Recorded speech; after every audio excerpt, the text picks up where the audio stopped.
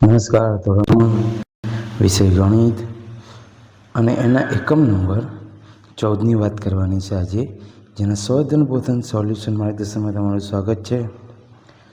આ એકમના મુખ્ય મુદ્દા છે એ જોઈએ તો નોટ સિક્કાની ગણતરીની રકમ મેળવીએ, રૂપિયા પૈસા આધારિત સરવાળા બાદબાકી કરે છે, રોજિંદા વ્યવહારમાં નાણાકીય લેવડ દેવડ સરવાળા બાદબાકીના વ્યવહારો કોયડા ઉકેલે છે, અને ચોથું આપેલ બિલના વિગતોના આધારે પ્રશ્નોના જવાબ આપે છે અને સાદા બિલ બનાવે છે.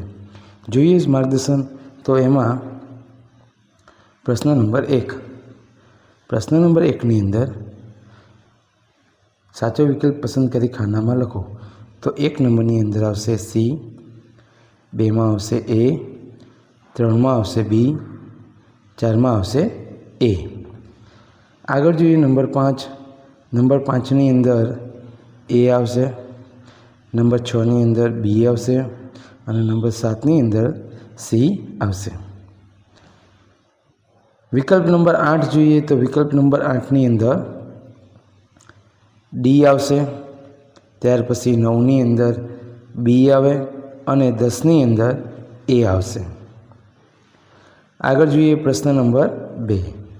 પ્રશ્ન નંબર 2ની અંદર સૂચના આપી છે કે ખાલી જગ્યા પૂરો. તો પહેલી ખાલી જગ્યાની અંદર 2 રૂપિયા બરાબર કેટલા પૈસા? તો કે 200 પૈસા થાય. બીજી ખાલી જગ્યામાં 20, ત્રીજી ખાલી જગ્યામાં 80, ચોથી ખાલી જગ્યાની અંદર 60 અને પાંચમાની અંદર 450 પૈસા આવશે. પ્રશ્ન નંબર 3. પ્રશ્ન નંબર 3ની વાત કરીએ તો યોગ્ય જોડકા જોડી સાચો જવાબ આપો. તો અહીંયા એ અને બ એનો જવાબ અહીંયા લખવાનો છે. તો એની અંદર જોઈએ તો 50 રૂપિયાની 2 નોટ તો કેટલા થાય? તો 100 રૂપિયા. એવી જ રીતે બીમાં 5 રૂપિયા, સીમાં 50 પૈસાના 2 સિક્કા અને ડીમાં 2 રૂપિયા 50 પૈસા. એવી રીતે એના જવાબ થાય. નીચે આપેલા સિક્કાઓની પેન્સિલની મદદથી બંને બાજુની સાપ દોરો. બંને બાજુની જ્યારે તમારે સાપ દોરવાની હોય તો જે સિક્કો છે એ સિક્કો આ કાગળની પાછળ રાખી દેવામાં આવે અને એની ઉપર પેન્સિલ ઘસશો તો સરસ મજાની એ સાપ તૈયાર થશે.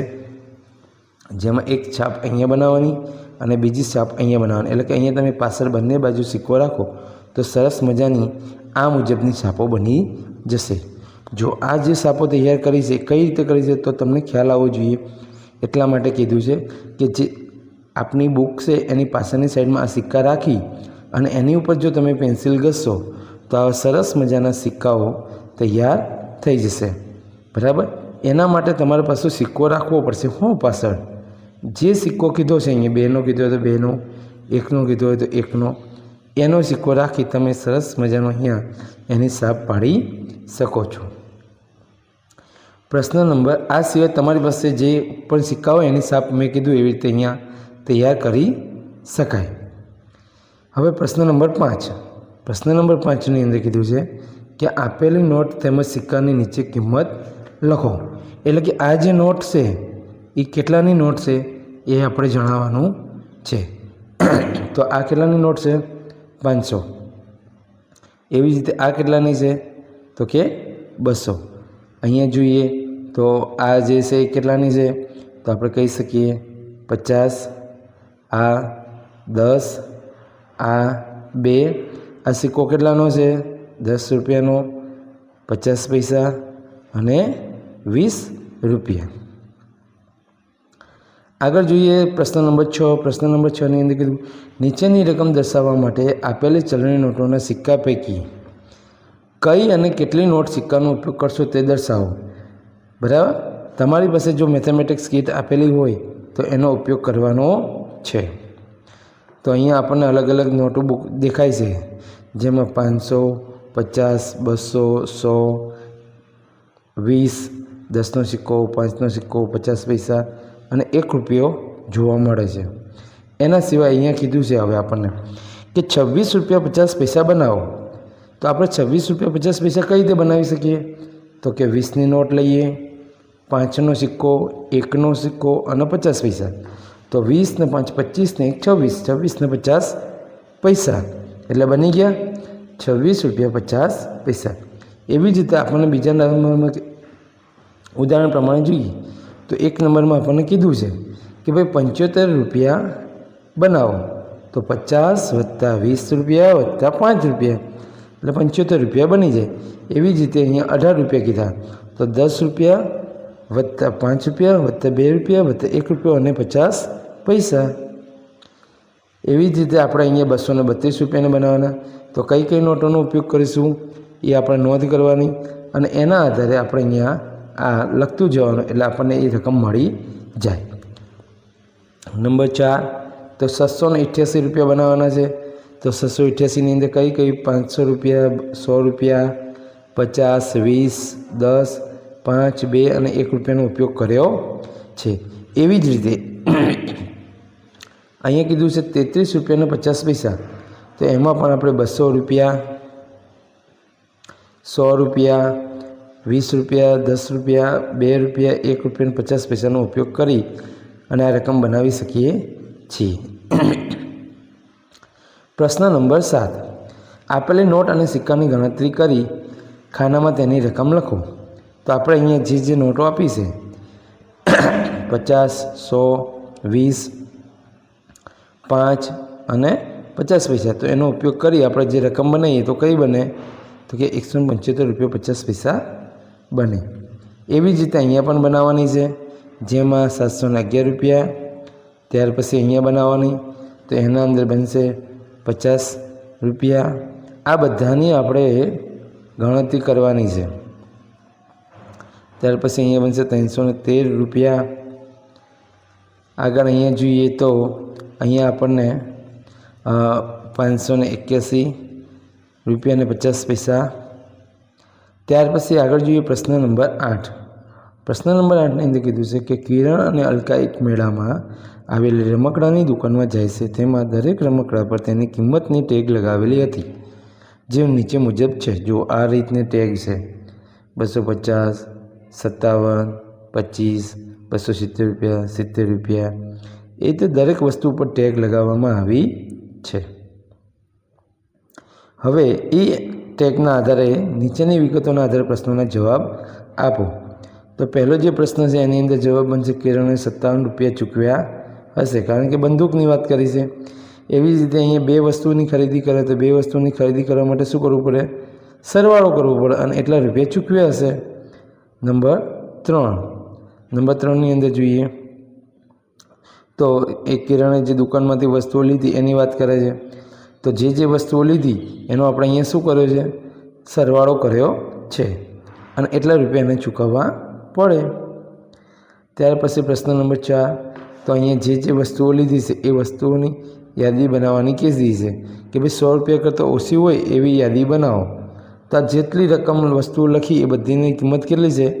તો કે 100 રૂપિયા કરતાં ઓછી છે. નંબર 5 જો અહીંયા તમને કીધું છે જીસીબી અને કારની ખરીદી કરવી હોય તો તમારે કેટલા રૂપિયા લેવા પડશે? તો અહીંયા 420 રૂપિયા જવાબ આવે. એવી જ રીતે અહીંયા કીધું છે પ્રશ્ન નંબર 6ની અંદર કે જો તમારી પાસે 500 રૂપિયા હોય તો તેમાંથી શું ખરીદશો? શું તમારી પાસે બચત વધી? તમે ખરીદેલી રમકડાનું કેશ મેમો બનાવો એટલે કે બિલ બનાવો. તો આપણે જોઈએ તો અહીંયા આપણે લખ્યું રામ દુકાન કેશ બિલ મેમો એવું આપેલું છે. હવે તમે જે વસ્તુઓ લીધી છે એનું કેશ મેમો બનાવવાનું એટલે કે બિલ બનાવવાનું છે. તો બિલ બનાવવા માટે અહીંયાથી આપણે જે વસ્તુઓ ખરીદ્યું એ લખી શકીએ. બંદૂક, બક્કલ, કાર, ચોકલેટ અને ભમરડો. અહીંયા એનો ભાવ લખવાનો અને એના અહીંયા રૂપિયા લખવાના અને ટોટલ જે બિલ બને અહીંયા લખવાનું રહેશે 252 રૂપિયા. નંબર 7 ભાવિકાએ આ દુકાનમાંથી જે વસ્તુઓ ખરીદી છે એ નીચે આપેલી તો એને કેટલા રૂપિયા ચૂકવવા પડશે? તો અહીંયા બીજો એક કેશ મેમો બનાવવાનો છે. તો એની અંદર આપણે બધી વસ્તુઓની નોંધ કરીએ તો એ નોંધ કરવાની, એના નંગ લખવાના બરાબર. ત્યાર પછી એના ભાવ લખવાના અને ભાવ લખ્યા પછી એનો રૂપિયા લખવાના હોય છે અને અહીંયા આવશે કુલ રકમ, એટલે કે આ જે રકમ છે એનો શું કરવામાં આવે છે? સરવાળો. પ્રશ્ન નંબર 9, ઉદાહરણ મુજબ સરવાળા કરો. તો અહીંયા સરવાળા આપ્યા છે, તો ઉદાહરણ મુજબ એટલે શું? તો કે આ રૂપિયા અને આ પૈસા બે અલગ કરવાનું છે. એટલે કે 13 રૂપિયા તો 13 રૂપિયા 50 પૈસા, તો અહીંયા 50 પૈસા. 22 રૂપિયા તો વત્તા 22 રૂપિયા. બરાબર. એવી જ રીતે બાજુમાં જોઈએ તો અહીંયા રૂપિયા પૈસા, રૂપિયા 48 તો રૂપિયા 48, 50 પૈસા તો 50 પૈસા, 12 રૂપિયા તો 12 રૂપિયાનો સરવાળો, અને જવાબ જે આવશે એ રૂપિયા પૈસામાં આવશે. બરાબર. તો એવી રીતે આપણે દાખલાની ગણતરી કરવાની છે. તો પહેલાં બે દાખલાની ગણતરી કરીએ. તો પહેલાં બંને દાખલાની ગણતરીમાં આવી રીતે આપણે એને ભાગ કરી અને ગણતરી કરી શકીએ છીએ. ત્યાર પછી બીજા દાખલાની ગણતરી પણ આપણે આ રીતે ભાગ કરી રૂપિયા અને પૈસા બે ભાગ કરવાના, અને ત્યાર પછી એની ગણતરી કરી શકીએ છીએ. બરાબર. આગળ જોઈએ નંબર 3 અને 4. તો જે ઉપર મુજબ આપણે ગણતરી કરી છે એવી જ રીતે આની પણ આપણે ગણતરી કરવાની રહેશે, એટલે કે સરવાળા કરવાના છે. રૂપિયા જે હોય એ રૂપિયા બાજુ લખવાના અને પૈસા હોય એ પૈસા બાજુ લખવાના છે. જો ના હોય તો એનો આપણે 0 લખીએ છીએ. બરાબર. 5 અને 6માં પણ ઉપર મુજબ જે સરવાળા કરે એવી જ રીતે સરવાળા કરવાના છે રૂપિયા પૈસાના. 7 અને 8માં પણ આપણે જે ઉપર મુજબ સરવાળા કરે એ મુજબ સરવાળા કરવાના છે. પ્રશ્ન નંબર 10, ઉદાહરણ મુજબ બાદબાકી કરો. હવે બાદબાકીની વાત છે. તો બાદબાકીમાં ઉદાહરણ મુજબ એટલે કે રૂપિયા અને પૈસા અલગ કરવાના, અને ત્યાર પછી અહીંયા જો રૂપિયા લખ્યા 154 તો 154 રૂપિયા, 50 પૈસા તો 50 પૈસા, ઓછા 33 રૂપિયા તો અહીંયા આપણે 33 રૂપિયા લખ્યા, પૈસા 0 તો 0. હવે એની બાદબાકી કરીએ તો પૈસા અને રૂપિયા બંને અલગ જવાબ મળી જાય. તો જવાબ મળશે 121.50 પૈસા. બરાબર. એવી જ રીતે અહીંયા બાજુમાં આપ્યું છે, જેમાં આપણે દસકાવાળો છે તો દસકાની બાદબાકીમાં દસકાને ધ્યાનમાં લઈ અને બાદબાકી કરવાની હોય છે. જોઈએ નંબર 1. તો નંબર 1ની અંદર આપણે જેમ સરવાળામાં રૂપિયા પૈસા અલગ કર્યા એવી જ રીતે બાદબાકીમાં પણ રૂપિયા પૈસા અલગ કરવાના રહેશે, અને અલગ કરી અને એના પછી ગણતરી કરવાની હોય છે. આવી રીતે તમારે પણ આવી રીતે બોક્સ બનાવવું તો બોક્સ બનાવી શકાય, અથવા આવી રીતે ઉપર લીટા કરી સરસ મજાના રૂપિયા પૈસા અલગ કરી અને ગણતરી કરવાની રહેશે. 3 અને 4 નંબરમાં પણ બાદબાકી છે. આમાં જે બાદબાકી છે એ દસકાવાળી બાદબાકીનો પણ સમાવેશ થયેલો છે, જે આપણે ધ્યાને રાખી અને યોગ્ય જવાબ કરવાનો રહેશે. જેમ કે અહીંયા જોઈએ તો કે ભાઈ 0માંથી 4 જાય ના જાય તો આપણે શું કર્યું? દસકો લીધો એટલે અહીંયા 6 આવ્યા છે, નહીં તો 6 કંઈ થોડા આવે છે. બરાબર. એવી જ રીતે અહીંયા જોઈએ તો 4માંથી 8 જાય ના જાય તો અહીંયા દસકો લીધો તો 14માંથી 8 ગયા તો 6, અહીંયા દસકો લીધો એટલે 7 વધે તો 7માંથી 8 ના જાય તો 10, તો 17માંથી 8 જાય તો 9, અને અહીંયા 0 નો 0. એવી રીતે એની ગણતરી દસકાવાળી કરવાની હોય છે. નંબર 6, 5 અને 6માં પણ આપણે જે બાદબાકી કરી તે બાદબાકી કરી લેવાની. પ્રશ્ન નંબર 11, માગ્યા મુજબ દાખલા ગણો. શું કીધું છે? માગ્યા મુજબ દાખલા ગણો. તો અહીંયા રકમ આપી છે, રકમ મુજબ આપણે એને ગણતરી કરવાની છે. જેમાં પહેલાં કીધું છે સરવાળો કરવાનો થાય છે આપણે. ત્યાર પછી જે રકમ આવે છે એમાંથી જે અરિતા પાસે પૈસા હતા એ બાદ કરીએ તો 57 રૂપિયા છે એ લેવા પડશે, કારણ કે ખરીદી વધારે છે અને રૂપિયા જે છે એ ઓછા છે આપણી પાસે. આગળ જોઈએ નંબર 2. નંબર 2ની અંદર કોષ્ટક આપેલું છે, અમદાવાદથી અંતર છે, સ્ટેશનનું નામ છે અને ટિકિટ ભાડું આપવામાં આવ્યું છે રૂપિયામાં. તો આ બધાનો અહીંયા આપણને ગણતરી કરવાની કીધી છે કે ભાઈ જરૂર જણાય તે નીચેના પ્રશ્નો આપેલા છે, તો આ કોષ્ટકના આધારે આપણે જવાબ કરવાના છે. જોઈએ તો જોઈએ એમાં પહેલું ભરૂચથી સુરતનું અંતર. તો ભરૂચથી સુરતનું અંતર કેટલા કિલોમીટર થાય? તો ભરૂચથી સુરતનું અંતર તો ભરૂચનું 229 અને 170 છે એ કાઢીએ તો આપણને 59 કિલોમીટર થાય. નંબર 2, તો નંબર 2ની અંદર 80 રૂપિયા ચૂકવવા પડે. નંબર 4, નડિયાદથી ભરૂચ સુધીનું અંતર કેટલું? તો કે 124 કિલોમીટર. અમદાવાદથી 3 મુસાફરો છે તો કેટલા રૂપિયા ચૂકવવા પડે? 100, 1 ને 100 એટલે કે 300. અહીંયા 225 રૂપિયા પાછા મળશે. પ્રશ્ન નંબર 3, કેશવ એક દિવસ 40 રૂપિયા કમાય તો 7 દિવસમાં કેટલા કમાય? તો અહીંયા આપણે ગુણાકાર કરવાનો હોય છે, બરાબર. તો 280 રૂપિયા કમાશે. ચિરાગ 12 બિસ્કિટના પેકેટ ખરીદે છે તો 7 રૂપિયા છે એક પેકેટની કિંમત, તો કેટલા થાય? તો કે 12 × 7 = 84, બરાબર. અહીંયા તમને જે પ્રોજેક્ટ વર્ક આપ્યું એ તમારે પ્રોજેક્ટ વર્ક કરવાનું છે.